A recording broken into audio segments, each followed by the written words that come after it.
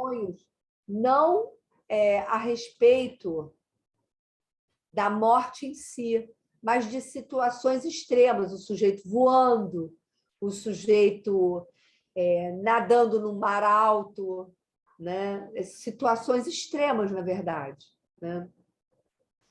E por que eu me preocupei em trazer essa questão? Porque eu acho que a gente tem uma certa dificuldade de falar, não apenas do suicídio enquanto tal, dentro aqui do ambiente analítico, mas de se aprofundar nos estudos sobre a melancolia. A gente fala muito do luto, da necessidade de fazer luto. Na verdade, a gente faz luto desde que nasce, né? É um trabalho de luto incessante. Né? Ah, mas como assim? A gente sempre opera no luto da perda de um objeto que nunca teve. Né? E aí eu comecei a entender por que a gente pode dizer que, ao final da análise, há um entusiasmo que vem na sequência da angústia que se opera pela castração assumida do sujeito, ao final da sua análise. Que ele está e se assume sozinho com o seu desejo. Então, o entusiasmo é uma resposta, que é exatamente o que falta, né? Não só o melancólico enquanto tal, mas os estados melancólicos, como a Lambotte, Marie-Claude Lambotte, nos diz no livro dela sobre a melancolia. Mas, para a gente poder abordar essa questão, eu peguei um livro, uma cola de um livro que eu gosto muito, que é de uma amiga querida, né? Que é a Urânia Tourinho, que ela escreveu um livro sobre melancolia, chama-se Melancolia, e ela nos fala, né, da origem do termo, e ela vai fazendo um apanhado dos vários modos como a melancolia foi sendo tratada ao longo dos séculos, desde a antiguidade, desde a Grécia Antiga. É muito interessante. E eu fiquei me perguntando, né, por que será?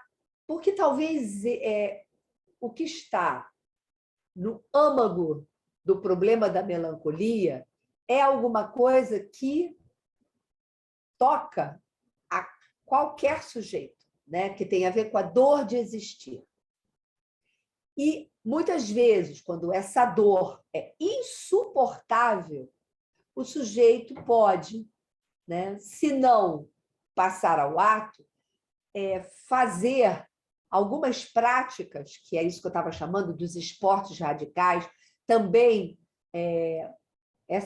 os cuttings, né?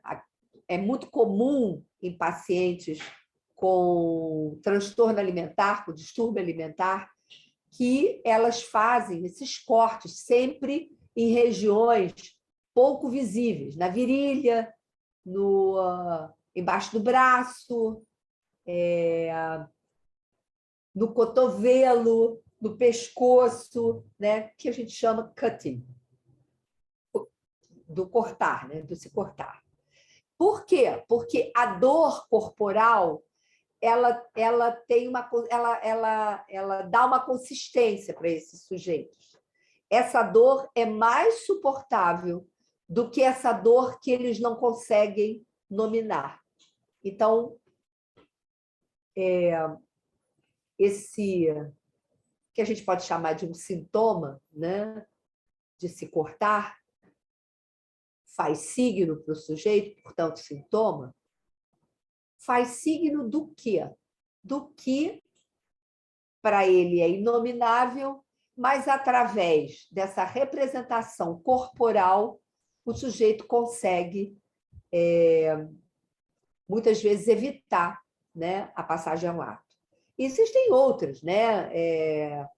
Aquelas escarificações, esses esportes extremamente radicais, muito perigosos. O sujeito tem uma descarga de adrenalina, né, muito forte, que dá. É interessante, quem tem pacientes que a gente pode dizer que são melancólicos ou que são pacientes de risco, no sentido do suicídio, eles dizem é uma sensação de morte sem morrer. É muito curioso isso. Mas aqui, nesse livro bem bacana da Urânia, ela faz esse apanhado, e ela vai dizer um negócio bacana. Ela vai dizer que, por exemplo, Aristóteles ele vai nos apresentar uma teoria do suicídio. O suicida é alguém que perde calor orgânico, apresenta uma tentação maior para o enforcamento, quer sejam velhos, quer sejam jovens. E aí, a propósito disso, não sei se vocês acompanham, têm curiosidade a respeito disso, eu tenho. Os maiores índices de suicídio têm ocorrido no Japão e nos países nórdicos. No Japão, entre jovens, muito jovens, adolescentes, e a gente vai poder depois conversar um pouco sobre isso, é uma teoria minha, e nos países nórdicos, os velhos, por conta da solidão, porque na cultura deles, parece, não há esse acolhimento que é mais comum, talvez, nos países latinos, dos velhos ficarem mais próximos da família, mesmo que com o acompanhante, haver um cuidado, né? Nos países, sobretudo nos países nórdicos, mas eu acho que isso talvez seja um traço da Europa enquanto tal, isso é um problema de saúde pública lá, né? Os velhos ficam sozinhos, então eles também, às vezes, ficam deprimidos, não comem, não deixa de ser um suicídio, não comem, não bebem, acabam sendo encontrados, às vezes, uma semana depois, não necessariamente pelos familiares, mas pelos vizinhos, por causa do cheiro, né? Então, e a outra, assim, se a gente trouxer a realidade para o Brasil, e isso é uma questão que a gente também pode, eu não pensei com mais profundidade sobre isso, mas a gente talvez possa conversar aqui, há um alto índice de suicídio nos grandes centros, né? Nas camadas sociais mais altas. Não é frequente nas camadas sociais de baixa renda.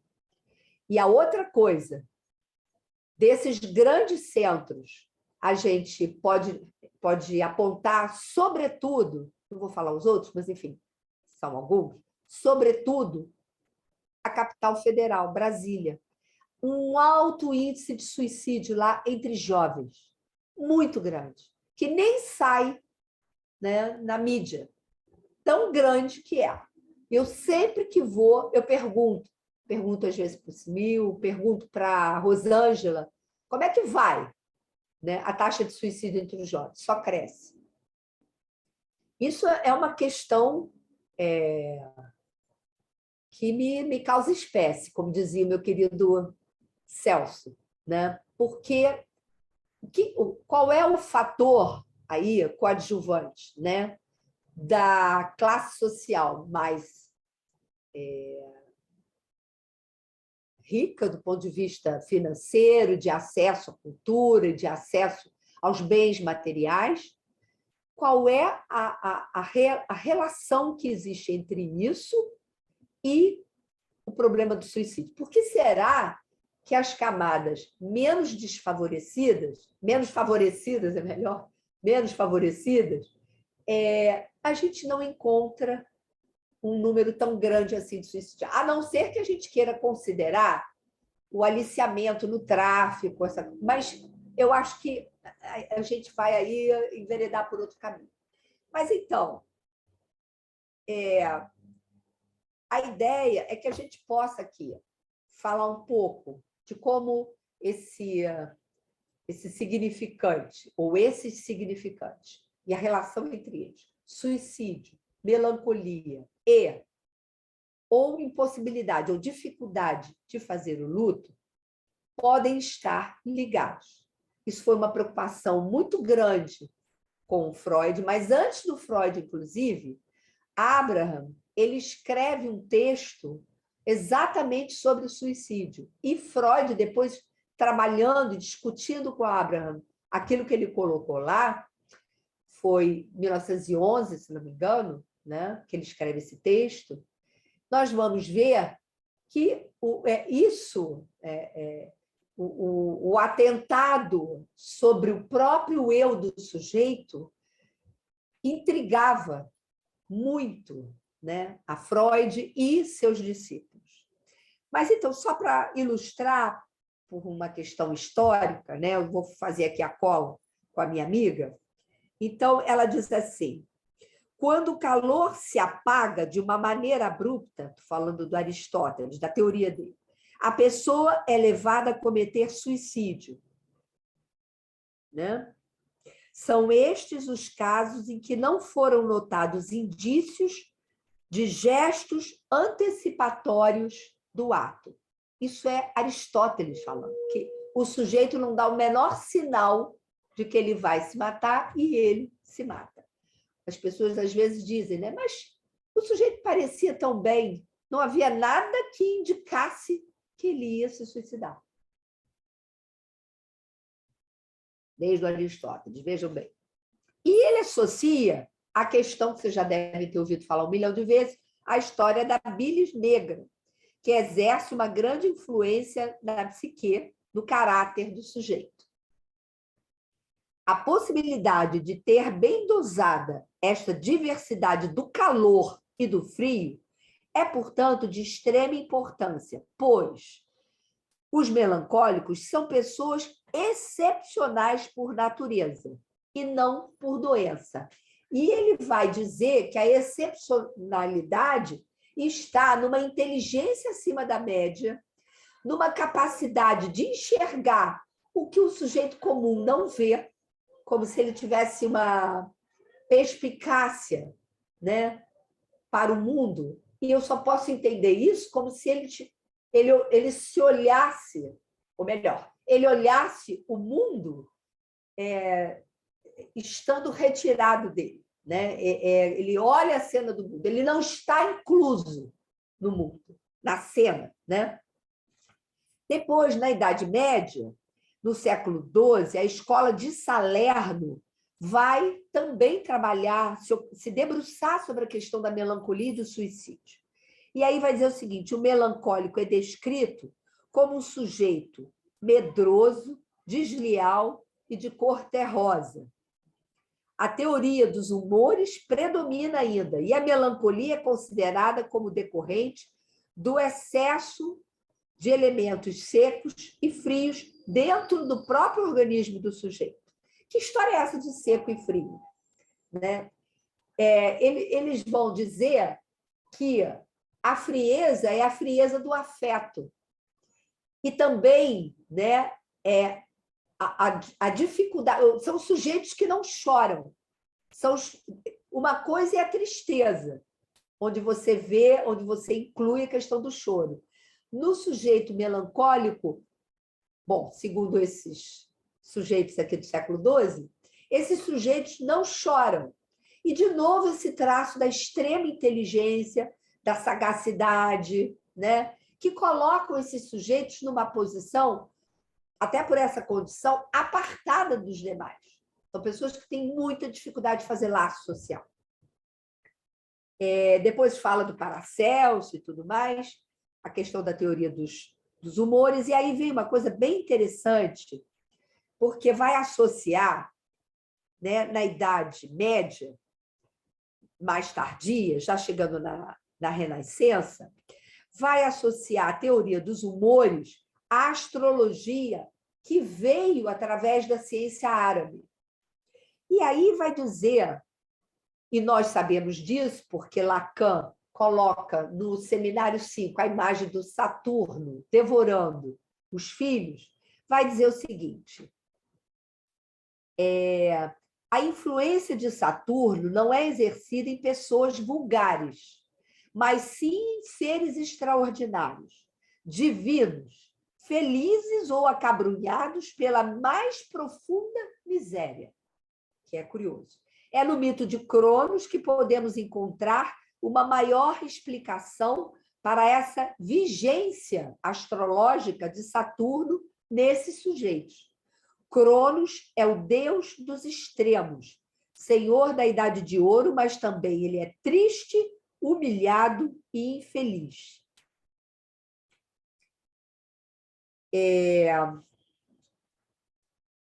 Bom, e aí vai chegar num ponto que eu acho interessante, vocês escutem no subtexto o momento que a gente vive, porque é a questão da religiosidade. E eu acho que aqui no Brasil, nesse momento, a gente pode fazer uma aproximação. Diz o seguinte, que durante a Reforma, né, o luteranismo ele não desculpabiliza os seus fiéis. Então, nenhum ato que o sujeito faça permite a ele se livrar da culpa. Ele é culpado por definição. Então, diz assim, é rigoroso nas suas exigências morais e esvazia as ações humanas de todo o seu valor. Os homens não podem se justificar diante de Deus com seus esforços, seus méritos e suas obras, mas sim por causa do Cristo e pela fé. Excluída está a possibilidade de se livrar da culpa. E Walter Benjamin, no livro Origem do Drama do Barroco Alemão, vai dizer um negócio bem interessante. E aí a gente já está falando do início do século XX, né? Ele vai dizer o seguinte: ao negar o efeito especial e miraculoso dessas obras, ao abandonar a alma à graça da fé e ao considerar a esfera secular e política como um campo de prova para uma vida apenas indiretamente religiosa e, na verdade, destinada à demonstração de virtudes burguesas, o luteranismo conseguiu, sem dúvida, instalar no povo uma estrita obediência de dever. Mas, entre aqueles que pensam, entre aqueles mais inteligentes, uma profunda melancolia.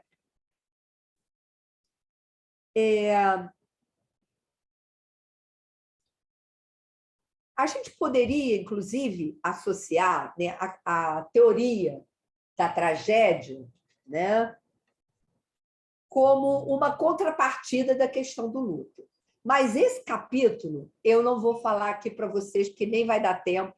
Eu vou deixar para desenvolver lá no meu livro sobre tragédia e o trágico. Esse é o título inicial, mas, enfim, é isso.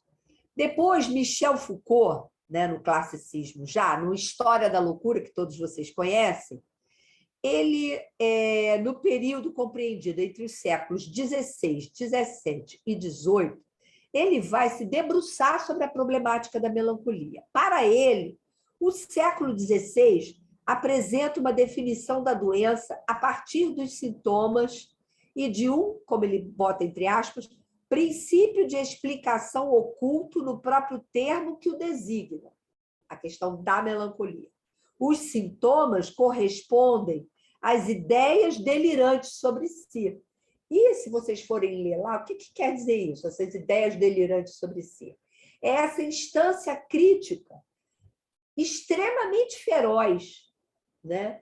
Que não só não desculpabiliza o sujeito, mas que faz dele objeto do seu sadismo, né? Então, o que muitas vezes quem já trabalhou com paciente suicida ou com essa inclinação ao suicídio, é muito comum o sujeito se autorrecriminar. Ele não vê graça nenhuma em coisa alguma. Às vezes realiza coisas muito interessantes, mas imediatamente depois ele diz, isso não quer dizer nada, não sei por que as pessoas estão falando tanto disso, a vida não faz sentido, nada faz sentido, eu não faço sentido. Né? O sujeito se autorrefere como sem sentido algum. E depois, ele vai dizer que no começo do século XVII, o debate sobre a melancolia estava, sim, vinculado, por tradição, a essa tal da teoria dos 4 humores e suas qualidades essenciais, né? Mas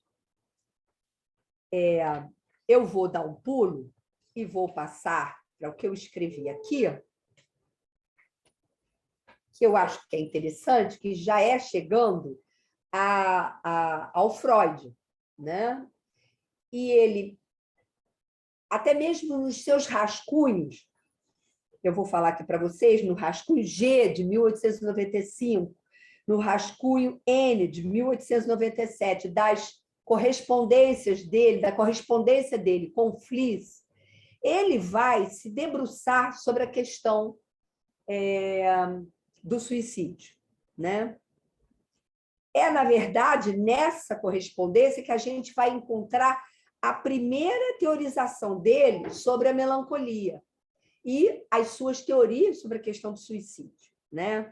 Nesses textos pré-psicanalíticos, a gente pode assinalar 2 referências à questão da depressão.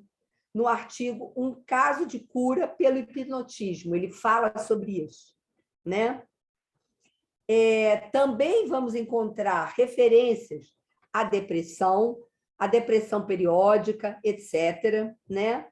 E no rascunho A, que acompanha a carta de 18 de dezembro de 1892, Freud vai lançar uma pergunta importantíssima. O que é que faz parte da etiologia da depressão periódica? Bem entendido, depressão periódica é o outro nome que ele dá à melancolia. É o primeiro nome que ele dá à questão da melancolia.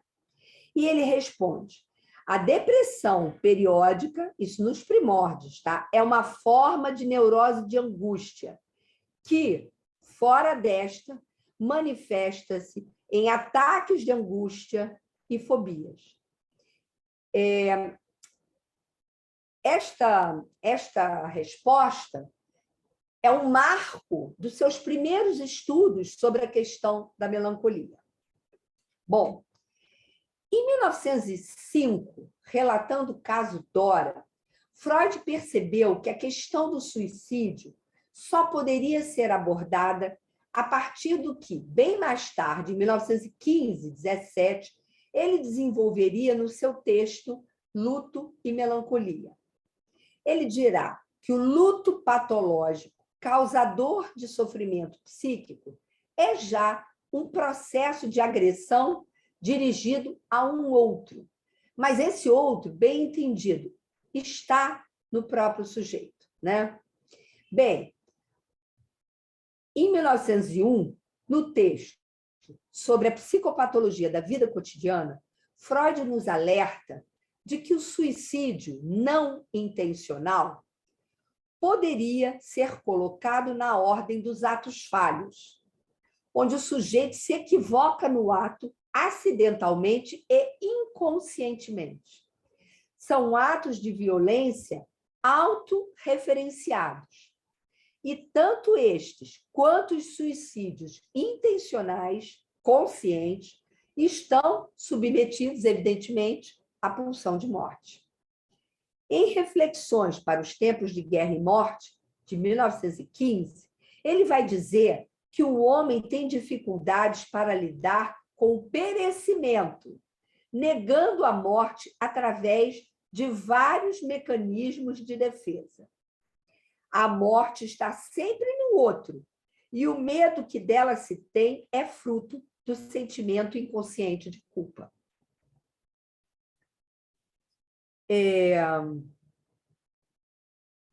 Por quê? Por uma falta cometida na origem do processo de humanização, a qual se reverterá em perda radical do ser do sujeito, para que ele compareça, surja como falante no campo da fala e da linguagem, como bem nos ensina Lacan. Se nos reportarmos, de novo, o que eu já citei, os rascunhos G, de 1895, e N, de 1897, a gente vai ver que Freud vai abordar a melancolia longamente.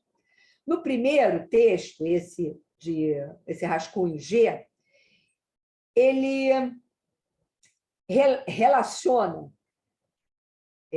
a questão, né, do suicídio a uma retirada abrupta da libido dos objetos.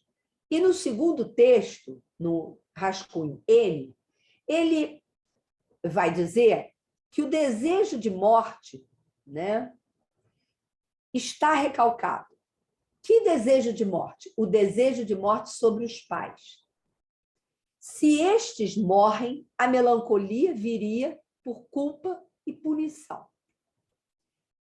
Os temas da melancolia e do luto, como eu estou dizendo, sempre interessaram a Freud. Em 1914, trabalhando o narcisismo, ele retoma essa questão para diferenciar luto de melancolia. As injúrias que o sujeito dirigiria a um outro que o abandonou, no caso os pais, voltam-se para o próprio sujeito. Então, ele quer matar em si o outro que o habita, né? Por não poder renunciar ao amor votado, ao objeto perdido, o sujeito se coloca numa identificação narcísica, que é toda aquela questão de que a gente vê no que a gente repete, que na melancolia, né, a sombra do objeto recai sobre o próprio sujeito. A gente já repetiu isso 300 mil vezes. Então, uma identificação narcísica transforma o amor em ódio contra si, num movimento sádico em relação ao seu próprio eu. A melancolia caracteriza-se, então, por uma tentativa de morte contra o eu, transformado, pois, em objeto a ser destruído. Então, há um desinvestimento da condição de sujeito e há um investimento, né, destrutivo na posição desse eu enquanto objeto, né? E o que ele quer matar nesse eu é o outro, né? Esse outro que o abandonou, o objeto que o abandonou. E então ele se identifica ao objeto e trata o eu como objeto, né? Para punir esse objeto que o abandonou, que morreu, que, enfim, não importa. A questão que está em jogo é o abandono. Ele volta, né, o ódio contra o seu próprio eu. Daí a frase do Freud, foi assim que eu entendi, a sombra do objeto recai sobre o eu, né? Matar-se é assassinar o objeto introjetado, o objeto antes amado, que é então odiado, né? O problema do suicídio permeia o próprio processo civilizatório, que foi o que eu trouxe nesse pequeno trecho introdutório que eu li aqui da amiga, né? Mas é preciso dizer que, no que diz respeito à melancolia, talvez se possa afirmar que o sujeito não quer morrer, mas ele quer matar nele o outro que o abandonou. Vocês entendem isso? Não é bem que ele queira se matar, ele quer matar nele a dor, né, do abandono, né? Matar esse outro que o abandonou. E que passa a habitá-lo, né? A perda do objeto transforma-se na perda do ego, né? Quando Freud se debruça sobre essa questão, ele está motivado a pesquisar a ação da pulsão de morte sobre indivíduos submetidos a um supereu feroz. E aí eu aconselho vocês a ler o livro da Marta Herez sobre o supereu, que ela destrincha toda essa questão da melancolia.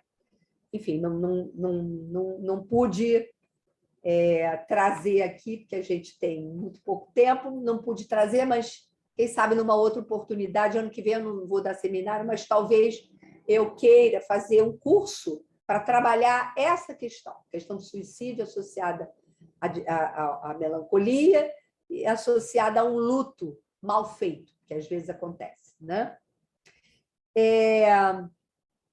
Em 1910, reunido com seus discípulos nas quartas-feiras, Freud discute o tema delicado de diversos suicídios ocorridos com estudantes de Viena e o fato da imprensa estar responsabilizando a escola por ter negligenciado seus alunos. Freud escolhe o livro, entre aspas, O Suicídio na Infância, para orientar as discussões. É um livro de 1901, de um sujeito chamado Baer. Aí ele vai dizer, nas sessões de 20 e 27 de abril de 1910, elas são inteiramente dedicadas ao estudo dessa obra. E neles, né, nesses encontros, Ernest Oppenheim faz a apresentação de um relatório, o qual foi depois registrado por Otto Rank, para que se pudesse apresentá-lo numa discussão posterior sobre suicídio em geral. Então, num primeiro encontro, ele queria trabalhar, né, essa questão do suicídio na infância, bem entendido, para o início do século XX, o que a gente chama hoje de adolescente, até os 10, 12, 13 anos, eles consideravam ainda criança, infância. Então, eles se deparam com esses suicídios maciços nas escolas, né? E isso chama a atenção do Freud e ele começa a se debruçar sobre a questão do suicídio na infância, que, na verdade, é na adolescência, né?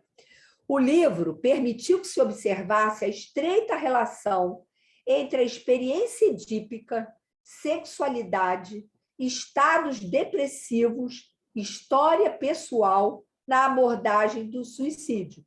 Sobretudo porque os primeiros anos de vida de um sujeito são decisivos para a sua constituição subjetiva, principalmente quando há uma disfuncionalidade nesses momentos.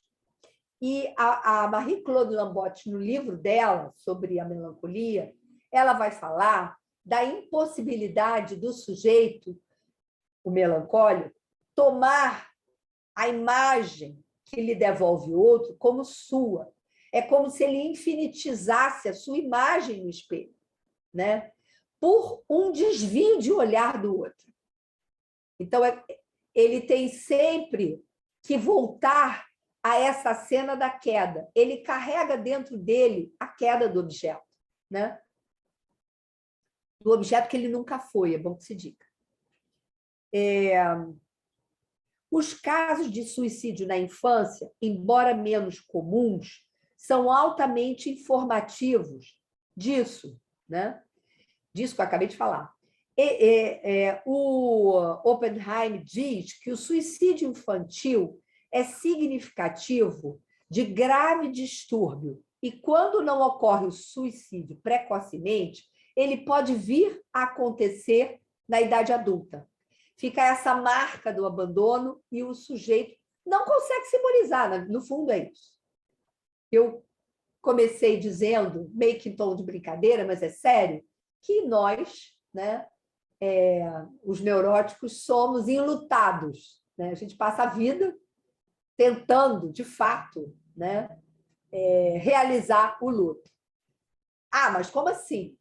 É porque a perda do objeto, ela se dá.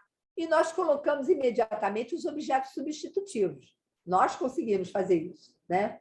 É exatamente o que na melancolia não se passa. Por quê? Porque ele está identificado com o objeto perdido, né? Bom, na criança, o medo de uma punição pode levar ao suicídio, sobretudo quando a criança é submetida a reiterados castigos, colocando sua integridade física e mental em risco. A fantasia incestuosa recalcada, ligada à masturbação, também estaria nas discussões do Freud com seus discípulos acerca dos motivos do suicídio.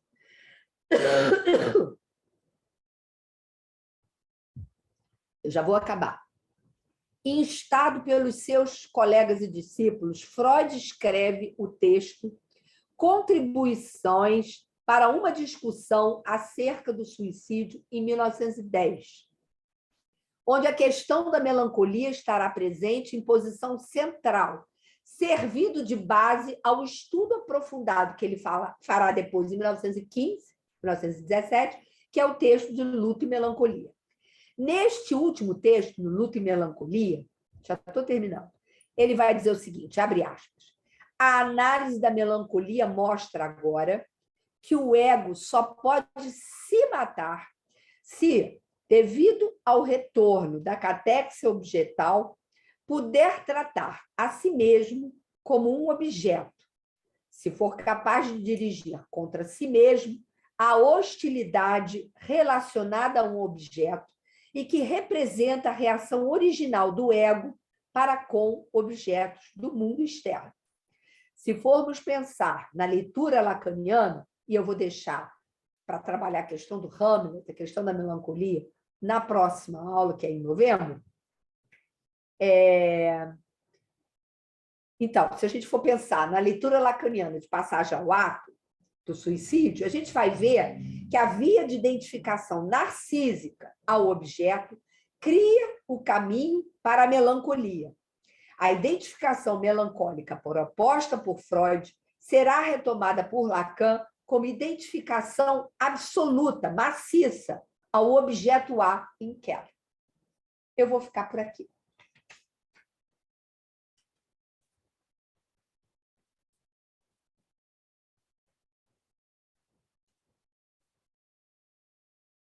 What a silence!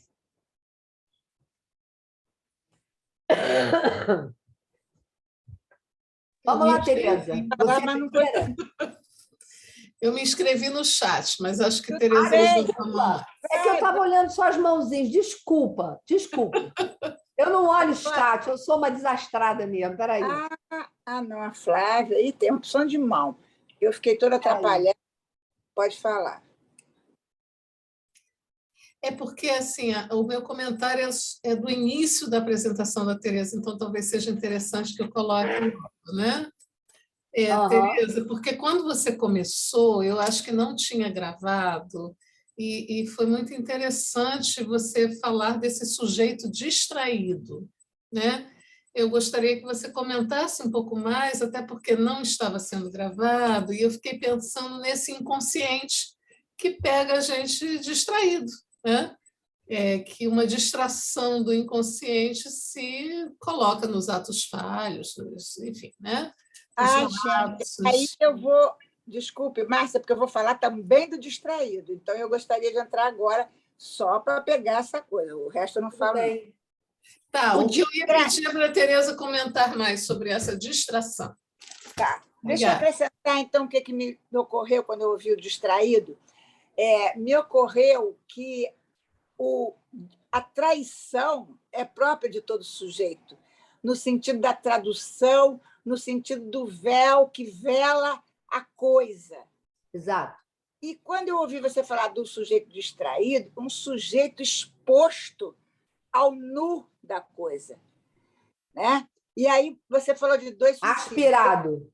Isso. Aspirado pelo buraco. Esse suicídio que você falou de suicídio branco ou distraído, e o outro que parece o oposto, mas, a meu ver, eu fiz uma leitura que lhe aproxima o suicídio branco desse suicídio que eu vou chamar de ritual, que a pessoa planeja tudo. Tanto um quanto o outro é uma forma de não se submeter à traição da morte. O sujeito planeja como ele vai morrer, então ele debocha da morte, ele desqualifica a morte. A morte não vai me pegar de surpresa, digamos assim, que é a característica da morte, é vir de surpresa, ela não avisa.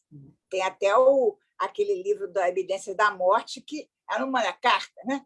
Então, eu acho que tanto pelo menos eu ouvi, nesse suicídio branco do distraído, quanto no suicídio planejador, vou chamar assim, ambos estão tentando, sofrendo essa exposição ao nu da coisa.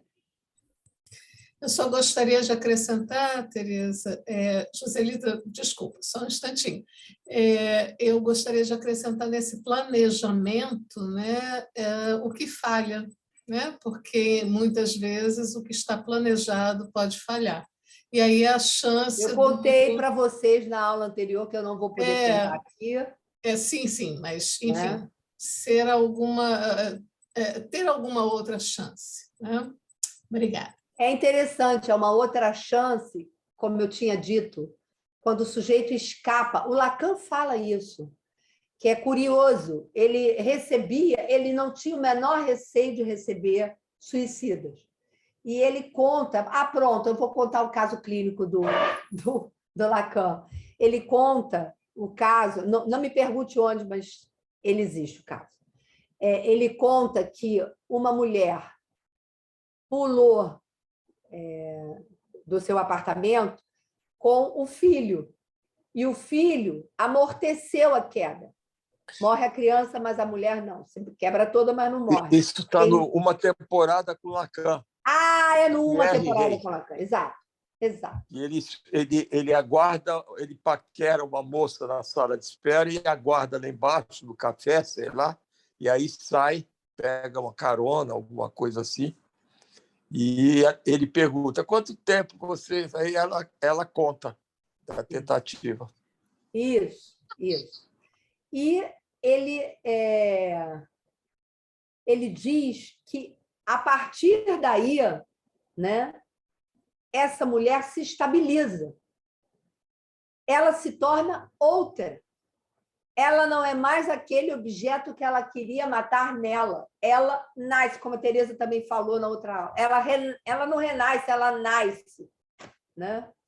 Por quê? Porque lá a outra é que estava morta, desde sempre. Então, voltando para a questão do distraído, que essa é uma questão muito interessante. Isso eu posso contar, porque essa paciente morreu, eu posso contar. Eu recebi, ela só fez algumas poucas entrevistas. É uma pessoa, né, que chega falando todo esse discurso que eu não vou repetir aqui, que vocês já devem ter escutado na clínica de vocês: a vida não faz sentido, blá, blá, blá. Quando ela começa a fazer algum investimento, isso foi bem no início dos meus atendimentos, então, que fazem muitas décadas. Eu nunca esqueci esse caso. Quando ela começa parecia, pelo menos para mim, que ela estava investindo na vida, retomando as saídas com as amigas e tudo mais, ela atravessa... Eu moro aqui na Visconde de Albuquerque, ela atravessa a Marquês de São Vicente, que é mão e contramão. Ela tinha ido comprar ingressos para o teatro para ir com as amigas. E ela, olha só, ela atravessa num lugar onde ela, entre aspas, talvez tenha esquecido, né? Que era mão e contramão, porque ali um pedaço é só mão e o outro pedaço, mão e contramão. E ela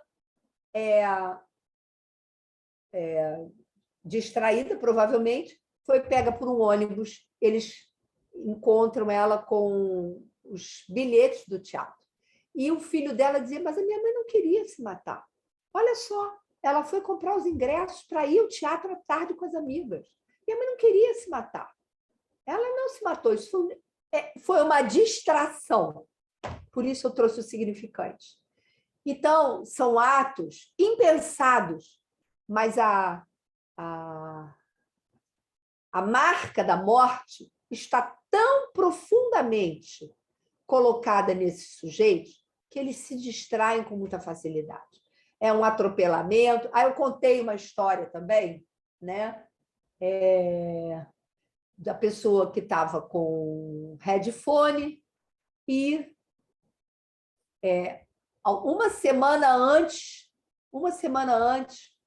dos 15 anos da filha única, com quem ela era grudada. Isso me contaram, eu não sabia, só me contaram o fato e eu fiquei pensando sobre isso. E ela foi atravessar a rua, não sei se estava com o headphone ou se ela estava falando no celular com esse negócio de ouvido, né? Foi pega por um ônibus, morreu. Ela estava preparando a festa da filha, porque a pessoa do outro lado era a pessoa que estava organizando a festa. E ouviu o barulho do atropelamento. Então, por isso eu trouxe a questão da distração. Mas alguém tinha falado mais alguma coisa interessante, que eu não me lembro agora. Vamos lá, Joselita. É a Joselita ou tem mais alguém aqui? Não. Márcia, Tereza Meloni, Joselita. E depois a Ana Elisa. Elisa, depois. Tá. Com relação a essa questão da distração e da intenção, né, me lembrei de até por conta de uma pergunta que você fez aí, dessa sujeito matar o objeto em si, né? O Freud, ele coloca no texto, em espanhol é o perecedero, como é que é em português? A transitoriedade. Transitoriedade. Tem maravilhoso esse texto. Acho que a Tereza já trabalhou esse texto. Esse texto é muito... Então, ele tem uma passagem que ele diz o seguinte, que pela própria pulsão de autopreservação, o eu não quer se matar. Exato. Ele não quer se matar, né? Então, isso faz sentido para mim, essa revirada que dá na identificação com o objeto, né? Então, é o objeto que está ali sendo destruído, não é? E aí, querendo acomodar essa questão, né, de o sujeito não quer se matar, né? Como pensar essa distração e essa intencionalidade, né? Eu tenho... É difícil. Eu tenho duas passagens. Eu tenho duas passagens, uma na clínica e uma na vida, de um sujeito que quis se matar, não é? E não por testemunhar esse matar por distração, né? Mas eu perdi a linha do raciocínio do que eu queria argumentar dessa própria... sim, e eu queria acomodar essa questão do matar-se, né, do matar esse objeto, né, de destruir esse objeto, pela via dessas práticas que tem hoje, né, da escarificação, da automutilação, que a pessoa se corta para apaziguar a tensão, para que a dor do corpo, né, minimiza a dor de existir. E a dor do corpo, ela pode ser circunscrita. A dor de existir, essa é difusa. É interessante, você estava falando, eu me lembrei de uma outra situação também de consultório, de um sujeito que não era o meu paciente, é filho de paciente, que é um jovem adolescente que se reconhece gay e começa eu não sei o nome que eles dão, aqueles encontros anônimos, sem uso de preservativo, nas festas. Chama bolha. É uma bolha, é um encontro, é um ambiente escuro. Né? Então é um namoro com a morte. É um namoro com a morte. Né? Mas hoje HIV não mata mais. Não mata, mas você fica com uma doença crônica para o resto da sua vida. Né? Então, eles fazem encontros e transam sem camisinha, um atrás do outro, no escuro. No escuro, ninguém sabe quem é. Sim, exatamente. Então, eu fico me perguntando, né, nessa passagem de Freud, né, dessa pulsão de autoconservação e a oposição do desejo de destruição, a pulsão de morte enquanto pulsão de destruição, né? A destruição do objeto. Matar em si aquele objeto com o qual eu me identifico. Né? e que me causa dor, que me provoca dor. Mas é um objeto com o qual eu me identifico enquanto esse objeto me abandonou. Esse objeto que me abandonou desde sempre. A questão a gente está falando da melancolia, é diferente do luto. Sim. Né?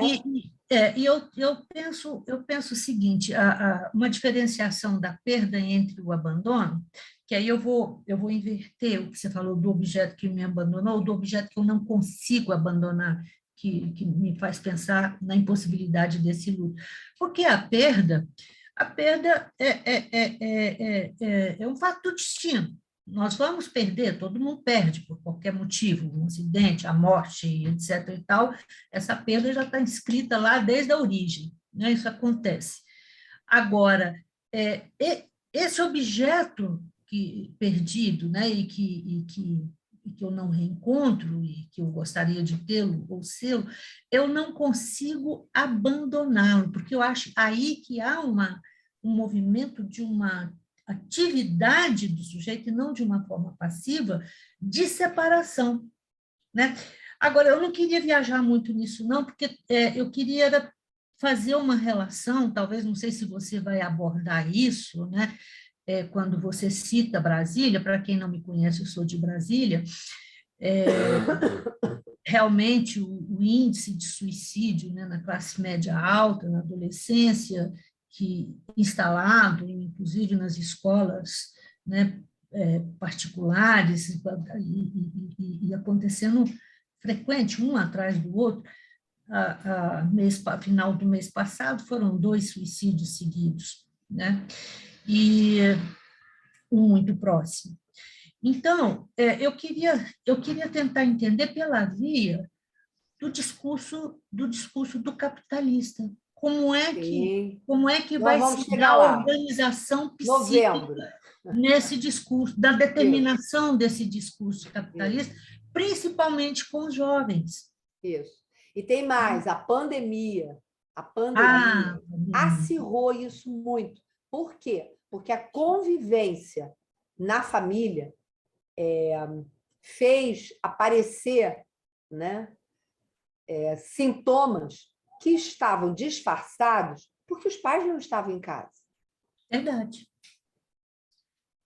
Né? Porque se a gente pensar... E nem os filhos estavam... Né, se a gente pensar... Quando junta o núcleo familiar, é um desastre.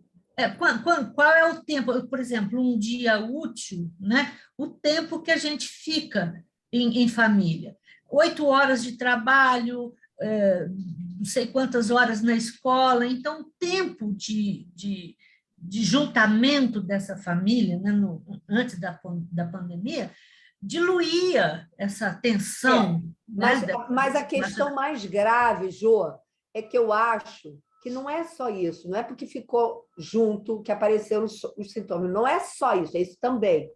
Mas eu acho que é um traço do contemporâneo, o esvaziamento, né, da significação fálica enquanto tal. As coisas são colocadas nas imagens, né? São imagens idealizadas, é a busca de mestre, é a busca de líder, totalmente o sujeito não se questiona, ele não... Por quê? Porque ele não encontra posso estar falando uma bobagem, mas não acho que seja, ele não encontra nele, né, os elementos que garantam, né, suas identificações primordiais. Então, ele vai buscar isso fora, e fora também não encontra. Só que busca um fora no virtual, né? Eu digo, na vida na rua. Eu quero ouvir o resto do povo. Pois é, e esse investimento... Ana Elisa, Helena e Elaine. Vamos lá, Tereza, boa noite. Boa noite. Hoje, pela manhã, eu assisti uma live de um psiquiatra, Dr. Neuri Botega, professor titular da Universidade de Unicamp. e ele foi falar sobre suicídio. Foi muito interessante a abordagem dele, e alguns pontos me chamaram a atenção, né? Ele vai falar do jovem terapeuta que, quando recebe esse paciente, de alguma forma, tenta dar conselhos, ou então adquire uma posição paternalista. Depois ele vai falar, né, de que um grande problema é quando o próprio terapeuta sente medo desse paciente, né? Então, tudo isso ele vai dizendo que são coisas que devem ser afastadas, né? Dentro dessa clínica. Agora, ele vai falar de que, como ele tem uma clínica com esse perfil de suicidas, ele vai falar que uma das primeiras coisas que ele acha muito importante é fazer uma sessão com a família, porque, de modo algum, o terapeuta tem que se responsabilizar por qualquer passagem ao ato. Claro. Achei isso muito interessante, porque ele não fala pai, mãe... Mas nem sempre o paciente aceita que a família venha. Pois é, mas isso é uma condição que ele coloca, e não é só pai e mãe. Se tiver irmãos, todos que convivem naquela casa serão convocados para participar, porque isso é uma corresponsabilidade. Achei isso muito interessante. A mesma coisa com as meninas que têm distúrbios alimentares, é a mesma coisa. Sim, sim. O que eu queria perguntar para você, Tereza, se quando você recebe um paciente com esse perfil, né, eu vou me matar, eu estou planejando, eu não quero mais viver, se você tem alguma ferramenta a mais da sua escuta, da sua interpretação, se você tem alguma ferramenta a mais do que isso, né? Como é que você trabalha nessa clínica? Olha, por acaso eu tenho agora 2 casos, né? São 2 jovens, não são adolescentes, são jovens. Um deles, porque ele não falava claramente de suicídio, mas, talvez por experiência, né, de escuta, eu saquei que havia ali um risco muito grande. Até conversei isso com o Bruno, conversei com o Nazaf, poxa, essa pessoa eu estou desconfiada. E aí eu chamei os pais para falar do problema. Né? Olha, existe risco de suicídio, tem que acompanhar, vai ter que tomar medicação, não vai ter jeito, porque... E é interessante, porque é uma pessoa muito inteligente, muito acima da média, muito inteligente, muito, e muito jovem, 23 anos. Já está comigo há uns 2 anos, deve estar com 2, 3 anos, enfim. Bom, essa pessoa, o que está sendo feito? Eu tenho por princípio, né, não começar a dar sugestões, até porque ele já de cara ele fala, não adianta ninguém ficar me dizendo o que eu devo fazer, porque eu simplesmente não vou fazer, não quero fazer. Então, pedir para que esse sujeito conte, né, o que ele pensa, o que ele faz, como é que ele lida com as coisas. E toda vez que eu observo que existe alguma dificuldade de vir ao consultório, eu aciono a família e pergunto, o que está acontecendo? É só isso, entende? Porque você tem que esperar o tempo do sujeito, porque se a pessoa quiser se matar, ela vai se matar. A psicanálise, ela é eficaz, mas ela não é panaceia do mundo, né? A gente tem que... Na verdade, esses pacientes, você quer saber? Para mim, são um exercício de castração, entendeu? Porque tudo aquilo que funciona com os outros, com eles não funciona. Você tem que realmente inventar, né, uma uma forma muito especial para cada um. Ah, mas isso a gente faz com todos os analisandos. É verdade. Mas com esses, tem um a mais. Não saberia dizer melhor na escuta. Tem que escutar de outra forma, né? Todos os caminhos que você pensa que podem dar certo, muito provavelmente vão dar errado. Eles é que têm que te dizer, literalmente, né? No passo a passo, o que eles aceitam trabalhar na análise. Ah, mas isso é para todo analisando, mas eles, um a mais, eu diria. E uma outra paciente, né? É uma paciente com distúrbio alimentar grave, que também, não vou entrar em detalhes, mas também é muito evidente, você tem que falar. Aí temos um problema. A família não aceita vir conversar. Aí é um problema muito grave. Então, qual foi o recurso? O namorado. A família simplesmente não aceita. Paga tudo, nem discute, mas não quer conversar. O problema está nela, não tem nada a ver com isso. Bom, eu às vezes fico um pouco incomodada de falar a coisa da clínica, porque eu fico com receio, está aberto. Mas eu não estou falando nada, acho eu, nada de muito bandeiroso aqui. Obrigada, Tereza. Nada. Helena? Oi. Oi, Doutor posso falar? Pode, o Nazar quer falar depois. Tá. Tem alguém com o microfone aberto aí, tá dando um barulho. É o seguinte, Tereza, isso que você falou agora sobre alguns vão mesmo se matar, vão passar ao ato, eu lembrei também do mesmo livro que você citou, Uma Temporada com Lacan, sobre o gordo, lembra? Do psiquiatra, amigo do Pierre. E quando ele ligou para o Lacan, muito angustiado, e ele falou, o gordo se matou. E o Lacan respondeu, o que você esperava que ele fizesse? Né? Um ex-cunhado meu, e isso foi o trecho que eu perdi, porque aqui eu tive que 2 vezes, inclusive uma hora acabei saindo da live, para resolver algumas coisas que entraram por telefone. Eu perdi o que você disse sobre o mais comum entre os que se enforcam. Qual é o tipo de perfil que você falou? Eu estava falando do Aristóteles. São geralmente homens que, na verdade, os homens na antiguidade, eu acho que tem um equívoco aqui no escrito da colega, os homens usavam a espada. As mulheres se enforcavam. Na Grécia Antiga.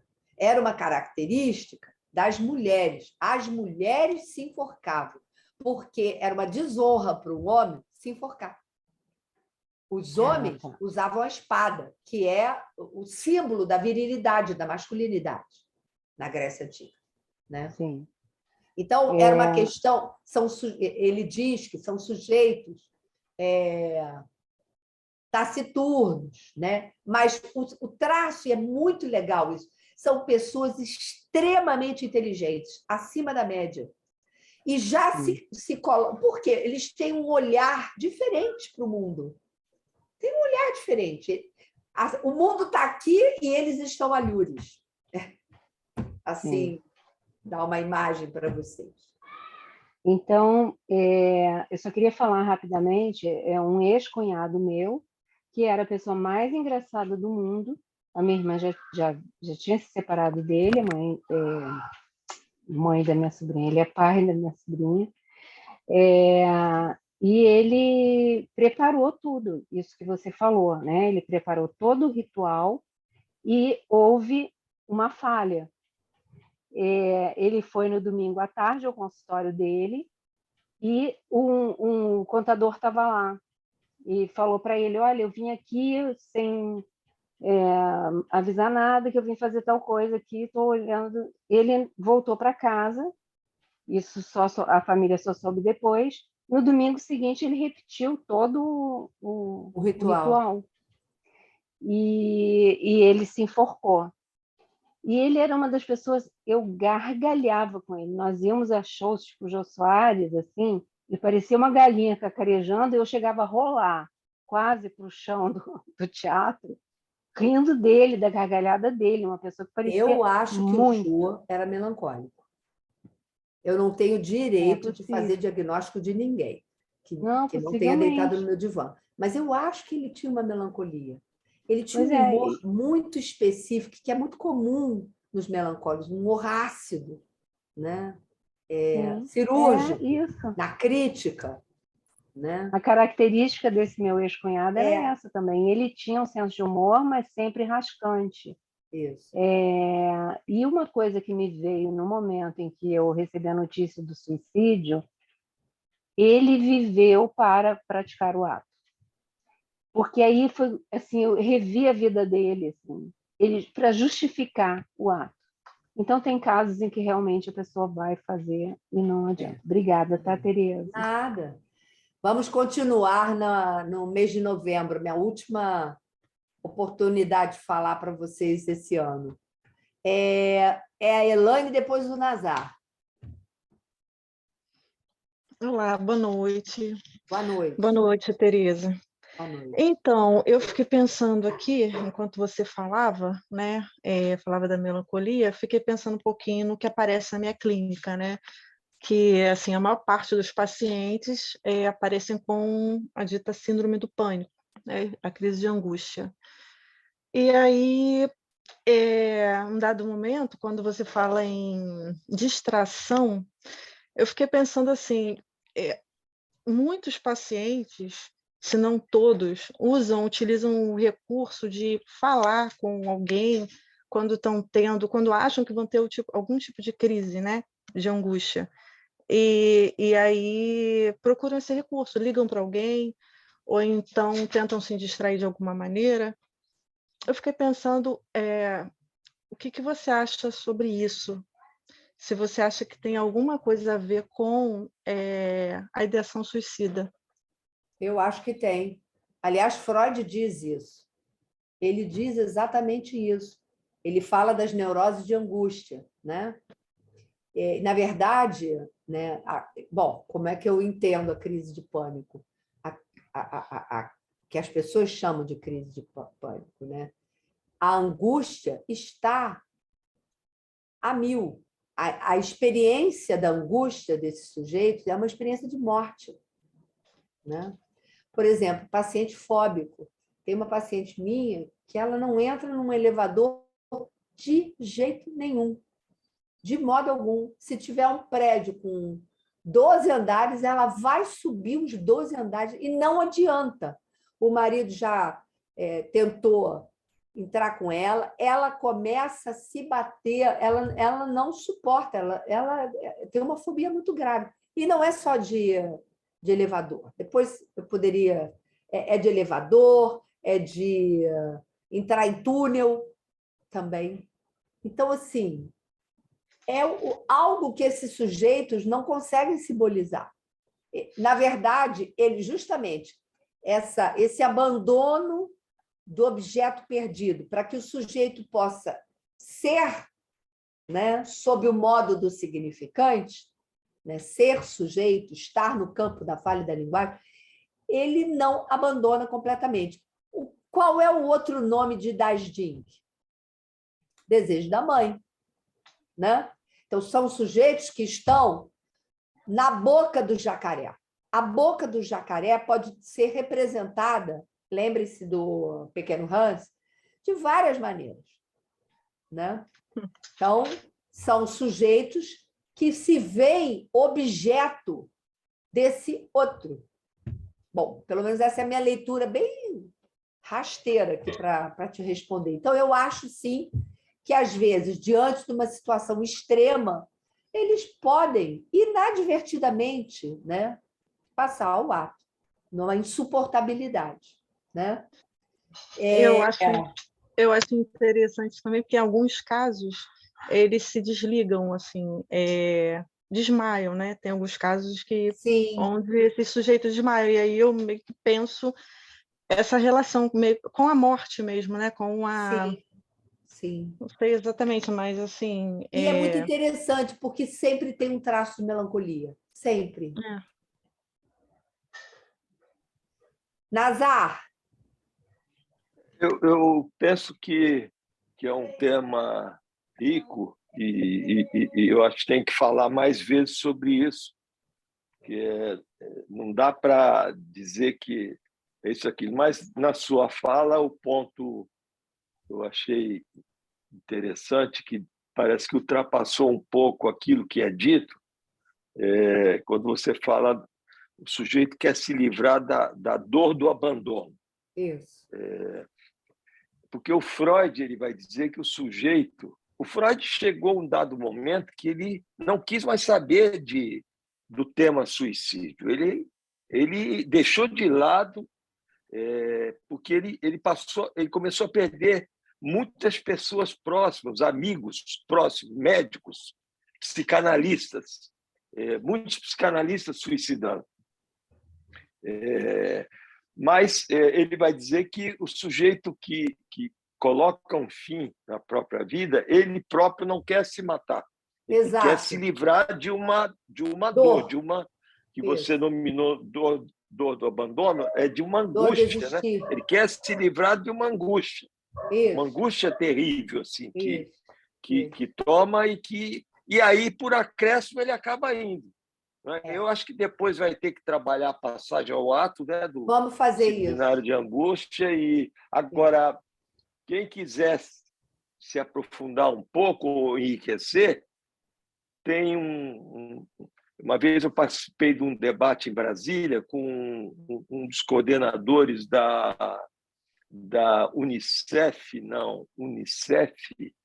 é alguma coisa de criança. Unicef é de criança.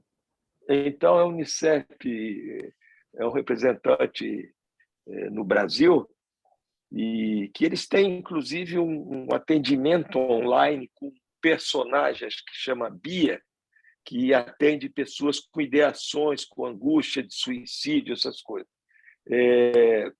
Mas ali eu fui estudar a história de um jovem de Porto Alegre. Isso está na internet, quem quiser olhar, Yonlu, com Y, Yonlu.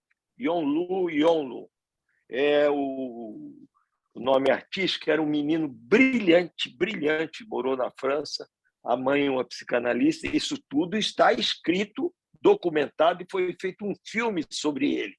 Foi feito um filme sobre esse menino, um ano retrasado. E esse menino brilhante, um artista, e é bonita essa rede, a rede que esses sujeitos que têm um desejo de morte, que às vezes não se matam, é muito difícil, e às vezes até se pergunta, e se tivesse feito uma análise, e se tivesse... A maioria dos sujeitos que colocam fim à própria vida, que eu cheguei a nominar isso de vidas interrompidas, eles estão tomando antidepressivos. Olha que paradoxo. Não é? O sujeito está tomando antidepressivo, vai se matar. Os órgãos internacionais alertam para isso, né? Tomar cuidado como prescrever um antidepressivo. Quando ele toma, aí ele sai daquele estado força para se matar. Então, esse Yonlu é filho de uma psicanalista brilhante, um pai que foi secretário da Cultura, filho único, e um belo dia em Porto Alegre ele diz que vai receber uns amigos para um churrasco e os pais, contentes por ele estar se comunicando com outros amigos, vão passear, sei lá, esse menino coloca uma churrasqueira no banheiro e começa, então, a se comunicar com outras pessoas do mundo. O alerta do suicídio veio, se não me engano, saiu de Washington, de alguém que liga para a polícia em Porto Alegre, que vai até a residência, mas ele conseguiu passar o ato e consumar a morte, o suicídio, com a questão do carbono, né? A questão do churrasco, do carvão queimado fumaça, dentro né? da fumaça dentro do banheiro. A fumaça nos pulmões. Se comunicando online com o mundo. Se comunicando online.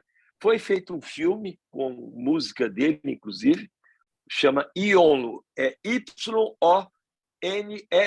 É só colocar isso na internet, Jovem Porto Alegre. Aliás, Zé, tem uma questão interessante aqui no chat do Javier Vallet. Ele coloca assim: eu penso que podemos falar de um par-tema singular para cada sujeito que não fala, e, portanto, começar daí para escutar seu sofrimento e tentar uma construção de um sintoma que o sustente. Eu acho que ele é argentino ou uruguaio. Javier? É o Javier que veio na... Não é o Javier que veio na Não, Ciranda? não é o Javier que veio na Ciranda, é o Javier Vallet. Argentino. Argentino. Gracias por me escuchar. Olá, como vai? Hola, buenas noches. Gracias a ustedes.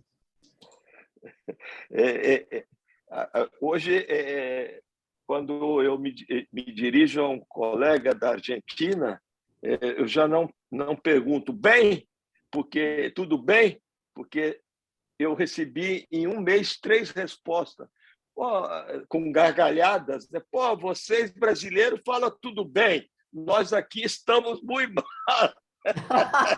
As questões da economia, essas merdas todas, que daqui a pouco começa aqui também e por aí vai, não é?